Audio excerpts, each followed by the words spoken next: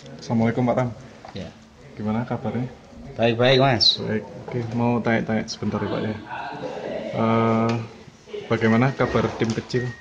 Ya, tim kecil tetap eksis berjalan seperti yang sampai lihat hari ini. Sampai kita diundang oleh Pak Kardi selaku ketua untuk mengikuti rapat kan.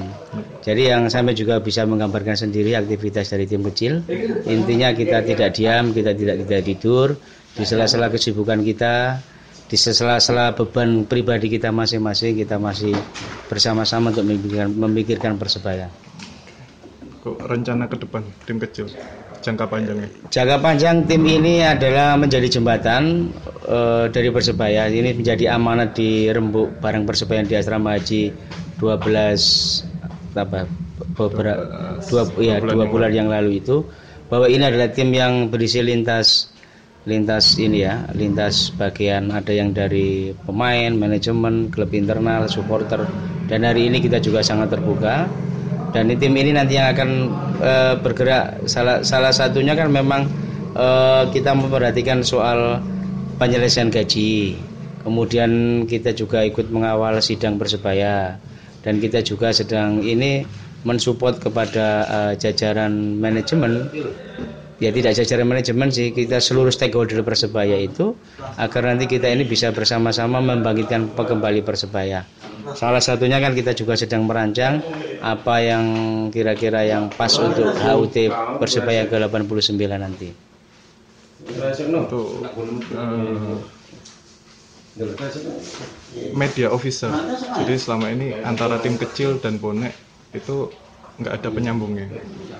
Bagaimana tanggapannya? Iya, jadi sekarang kan memang tidak ada media officer ya. Saya juga posisi sebagai sekretaris. Kayak umpamanya teman-teman yang dari media umum atau dari teman-teman bonek, sepanjang itu diskusinya sehat, saya akan layani untuk menjawab semua hal. Yang pasti kan yang kita juga kadang-kadang risih itu kan selalu ada semangat dari sebagian teman-teman itu yang intinya bukan seperti bukan bagian dari kita, bukan dari bagian Persebaya. Jadi hanya selalu menuding, kemudian menyerang kan gitu. Jadi ini kan menurut saya ini sekarang sudah lah ya, kita tidak boleh lagi menengok ke belakang. Ini intinya kan sekarang semua pihak itu kan kepingin Persebaya itu bangkit. Tidak perlu kita harus lepas ego masing-masing. Dan hari ini kan kalau umpamanya selama ini yang teman-teman selalu bilang bahwa ini karena rezim Khalid, saya kira di tim kecil ini semuanya luruh, bahwa Pak Khalid sendiri juga bagian dari tim kecil. Posisinya adalah anggota. Jadi dia itu bukan siapa-siapa di sini, dia jadi anggota. Kalau hari ini memang dia lagi posisi lagi sakit, dia tidak bisa hadir di sini. Kalau hadir ya posisi sama seperti teman-teman yang lain. Kita diskusi sehat seperti ini.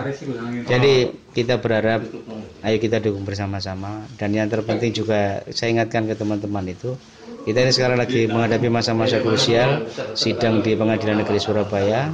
Kamis besok kan juga ada sidang lagi.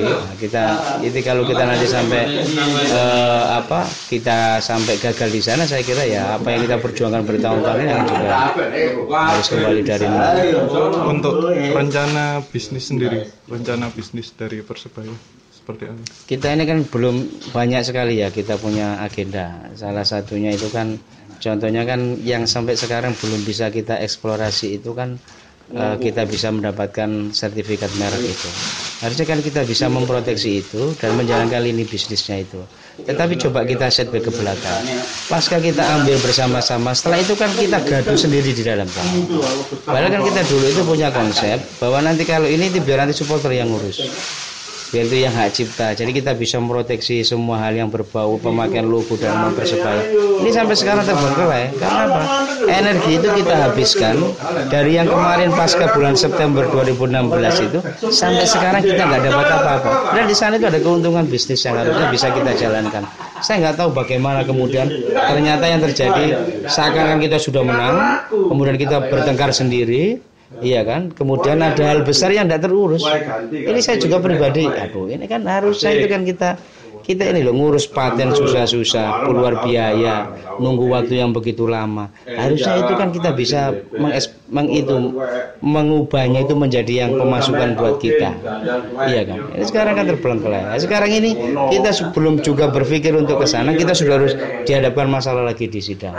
Apa dari pihak tim kecil atau manajemen nggak ada keinginan untuk merangkul bonek-bonek yang masih berseberangan? Saya kira kan kita ini kan selalu sudah terbuka ya. Kita coba, kita ini kan selalu dikatakan, ayo kita kumpul bareng. Kita sudah bikin urun rembuk Persebaya, saya juga hadir kan. Kan semuanya sudah bebas berbicara. Bahkan waktu apa yang diminta, zamannya Pak Khalid minta maaf di situ. Nah, masalahnya kan kalau kita ini tidak bisa move on, selalu nengok ke belakang, saya kira tidak akan bisa selesai. Kan kita yakinlah, ini kan semuanya tujuannya sama, Persebaya. Hanya mungkin beda cara. Nah, saya kira kan tinggal itu kan kita berdialog, berkomunikasi dan sebagainya. Nah, kalau seperti ini saudara ada kuncinya kan trust.